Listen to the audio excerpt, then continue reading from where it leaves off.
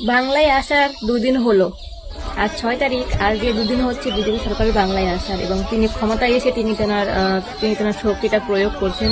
আমরা অবশ্যই পরিবর্তন চেয়েছিলাম, কিন্তু আমরা এরকম ভয়ঙ্কর পরিবর্তন চাইনি যে এতটা ভয়ঙ্কর পরিবর্তন হবে যে মানুষের রুজি রুটি সবকিছু ছিনিয়ে নেবে বা মানুষের ধর্মস্থানগুলো ভেঙে দেওয়া হবে। আমরা এভাবে পরিবর্তন চাইনি, তাই না?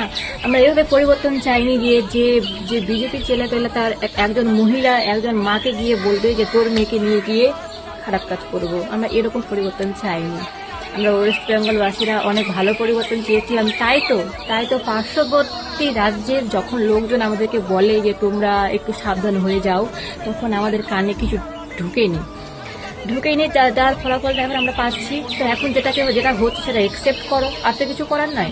তাহলে ওয়েট করো, এভাবে একসেপ্ট করো, কারণ ভুল আমাদের ছিল আর আমরা পরিবর্তন চেয়েছিলাম। মানুষের পরিবর্তন চাওয়াটা, সমাজের পরিবর্তন চাওয়াটা যদি এত বড় যদি কাল হয়ে দাঁড়ায়, তো আর কিছু করার নাই।